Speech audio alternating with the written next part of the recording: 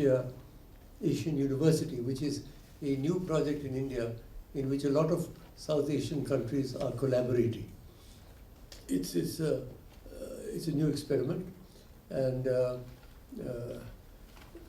Dr. Chadda, G.C. Chadda was the Vice Chancellor. He was, when I was Chancellor of JNU, he was Vice Chancellor there, and he died. And now Kavita left India International Center, where she was the director, and has gone there.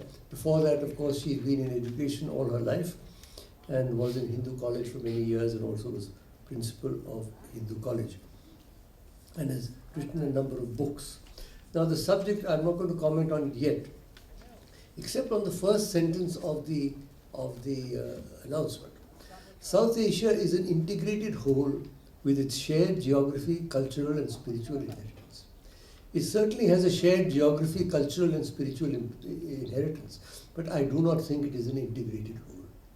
I think that is a wrong statement, if I may say so. I just thought I'd sort of, as it were, start off with a contrarian remark so that you can deal with that when you can. Kavita, you're on.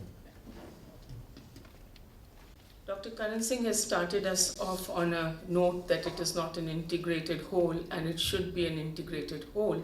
So it suits me perfectly because I thought instead of getting involved with that, let's see whether education itself can transform anything at all.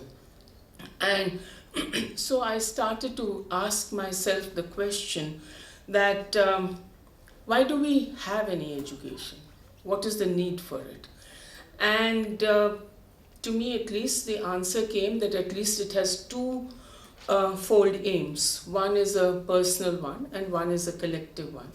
Personal, we all know because we all deal with it. We all want children to do well. They want to do well in life, upward social mobility, economic mobility, good careers, and so on and so forth. But what is the collective? The collective, we assume, is that after getting this education, they will contribute to society. And so what should the university do? Now, many definitions or many concepts of university have been given. You had Newman saying that university is for just dissemination of knowledge, and if it was only meant for creation of knowledge, then why do you need students at all? To Humboldt saying that it is meant for creation, dissemination of knowledge, and we have really built on that idea that it is meant to create and disseminate knowledge. But to what end? And the answer I get looking around India, looking around South Asia, with which now I have a little bit of a hands-on experience, is that at least for us, developing countries, if education that we provide in higher education does not lead to the amelioration of the lives of people, then there is no point in this huge expenditure that we do. But that really implies that there would be a relationship between the individual and the society, and the aspirations of the two would harmonize. Now, at this point of time, what does a society need is determined by usually the elite of the society. For example, certain professions become privileged. Now, to give an extreme example, if you're going to war, you'll need scientists, you need strategists, you need defense personnel, you need traders in arms, ammunition, and so those professions will get privileged over the rest. And so what society needs varies from time to time. However, what does not vary is that we need to impact the lives of people and make their lives better.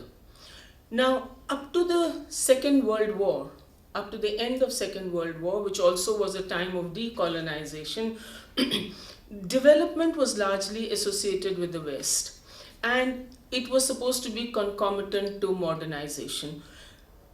This development was related to economic growth and measured in terms of GNP and so on and so forth. The underlying assumption was that modernization and economic development would produce a homogenizing effect which would create a modern culture which closely resembles the Western culture. And so, in most contemporary world, modern societies have tried to grapple with this Western society and its culture. And we can see the difference. The modern urban person is literate, wealthy, belongs to an industrialized milieu, and the rural is considered as backward, poor, undeveloped. So, but now there is a kind of a discontent post Second World War, post decolonization, with this theory and this practice of development, and so new social movements have come up, and which are really grassroots movements, taking ecology, environment, human development indices, human rights, gender issues, all these have become factors. And of course, if you take the Bhutan, then the gross national happiness becomes a part of the constitution.